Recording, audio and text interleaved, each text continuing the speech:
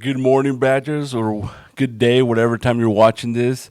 It is a great day to be at the KCC Spin Studio, and we are calling it "Give Me My Money." I have a special guest today with us. Today is Amanda Vargas. She is the assistant director for financial aid at Klamath Community College. So, Amanda, share a little bit about you. Who is Amanda Vargas at here at KCC? Of course. Well, my name is Amanda Vargas. I am the assistant director at KCC in the financial aid department. I started at KCC in 2018 as the receptionist in Building 9, Founders Hall.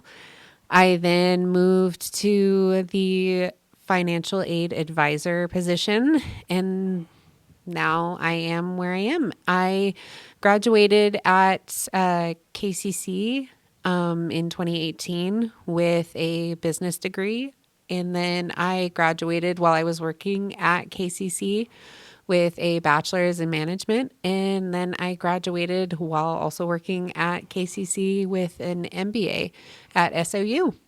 Wow, that's a lot. So one thing you said in that whole thing is while working. How hard Yeah. is that?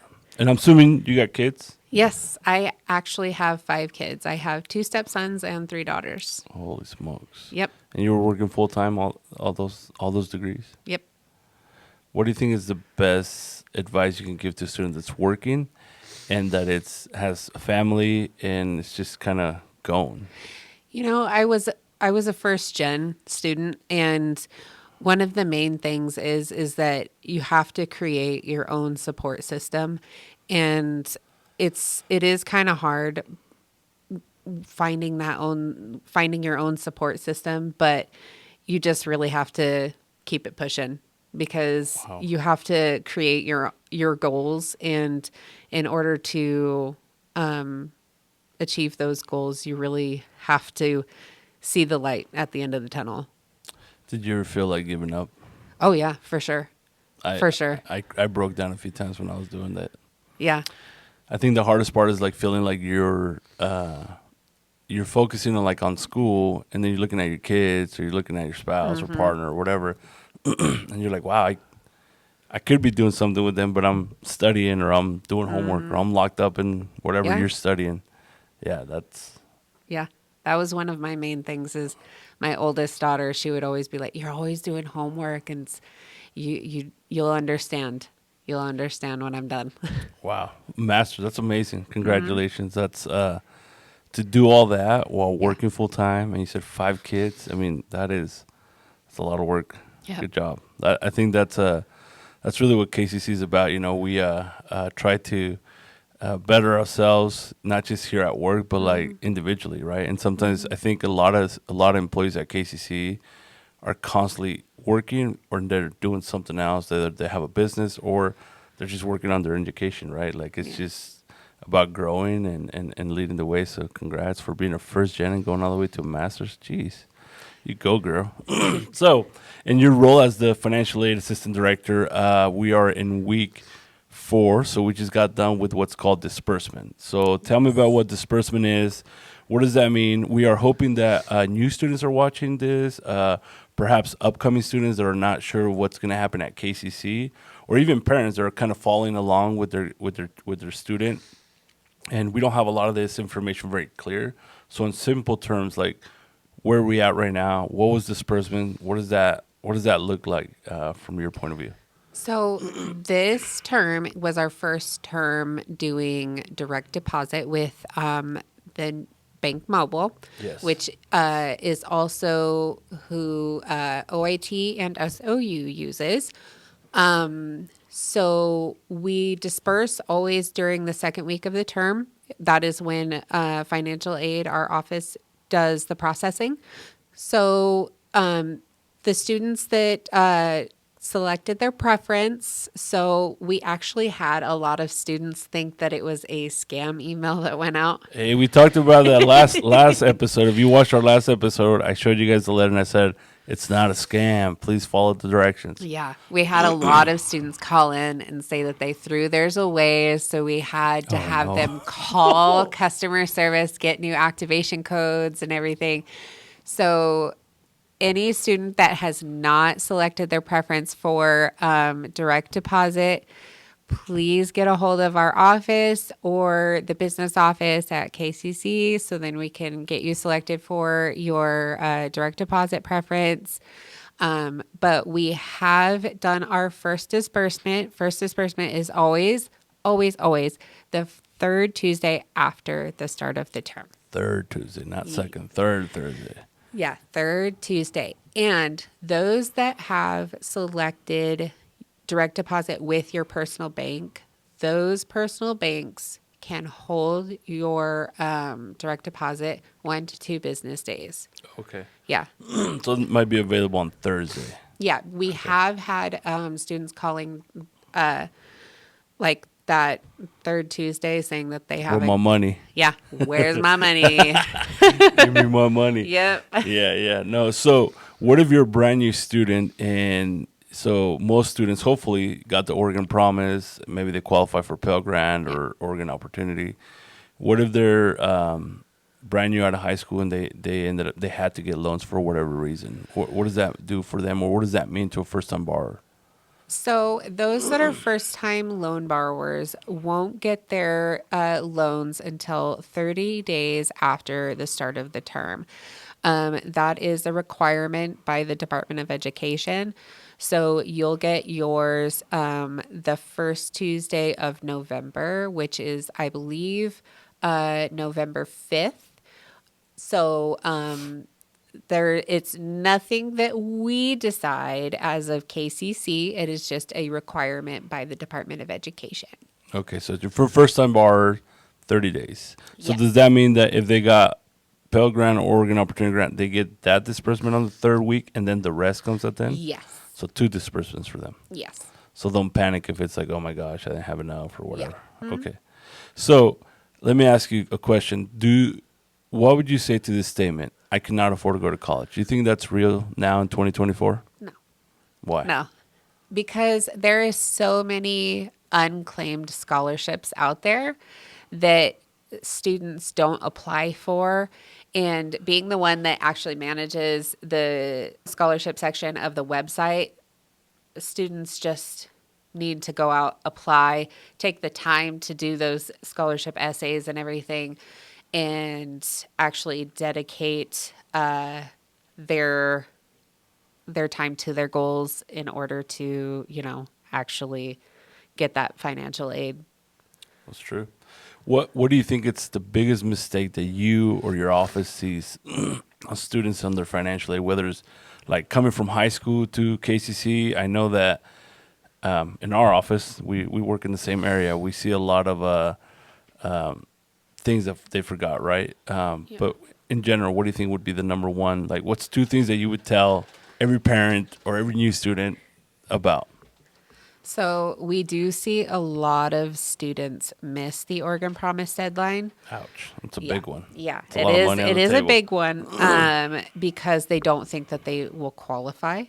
And we do see a lot of students miss the FAFSA. Like they don't go through the entire process for the FAFSA application.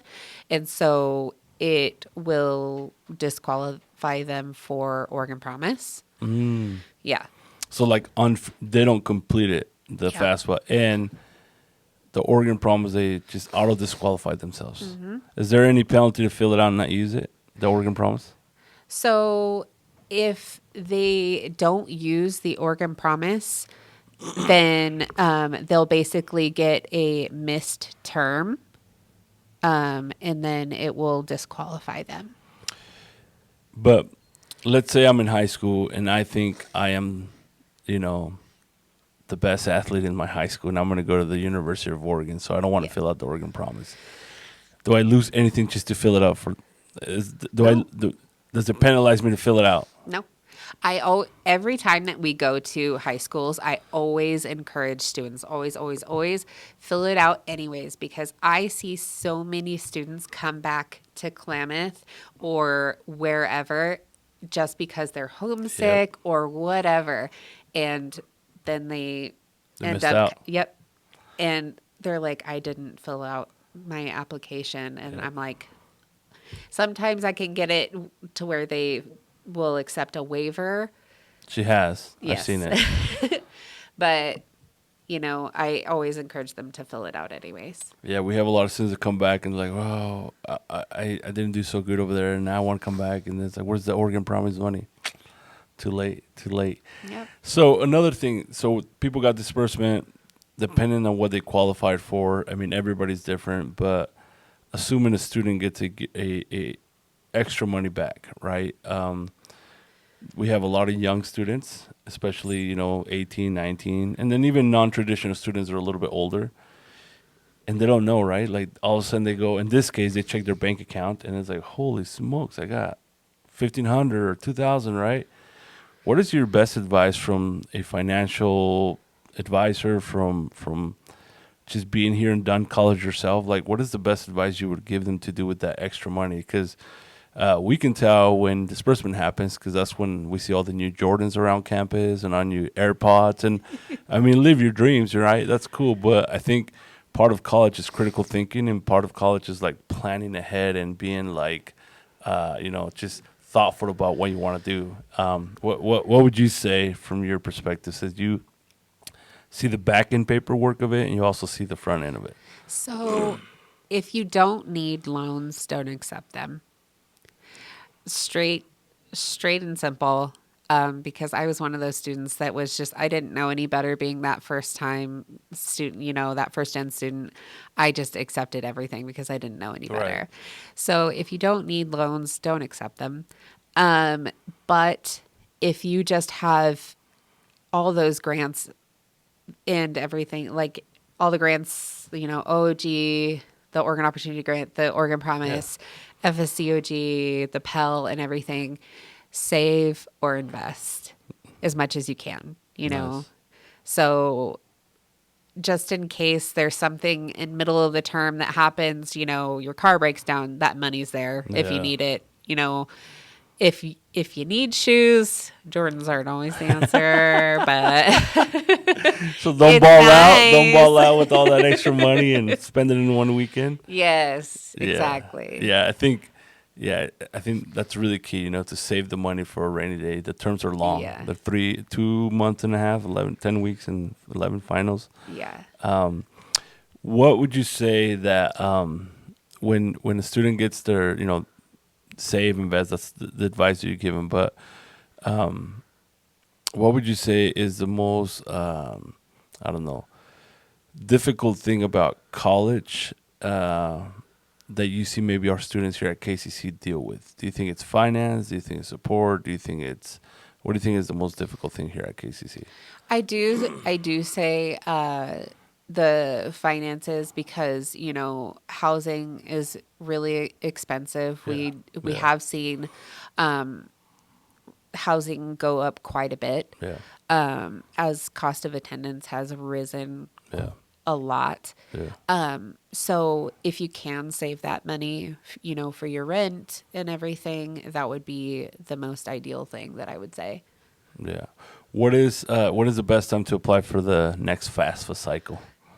Okay, so we have gotten word that the 25-26 is due to release to the public December 1st. So get your 23 taxes ready to apply for that next FAFSA. And they have started releasing beta versions on invitation only Okay. starting now.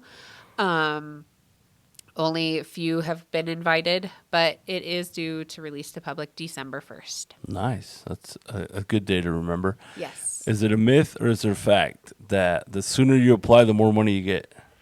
So it is a fact. Oh, I thought it was a myth, but hey, you heard it here first.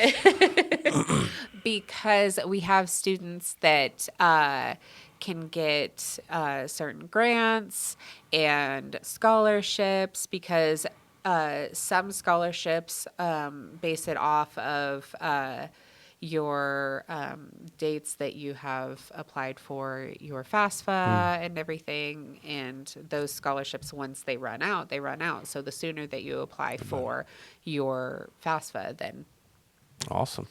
Last thing before we wrap this up, where is the best way a KCC student or parent that's trying to think of KCC find information about KCC scholarships or finding out how they can apply for things that we have here at KCC? So, KCC scholarships, if you go to our main website and you go to admissions and you go straight down to financial aid, on the left hand side, I have a tab that says scholarships, and on there is a list of available scholarships. And I also have a link to the foundation that also has available scholarships when they are open. So they can say, give me my money. Give me money. All right, guys. Thank you. And we'll see you guys next time. And we'll have another special guest. And like I said, share, comment, and share this information with people that would find it helpful. Till next time.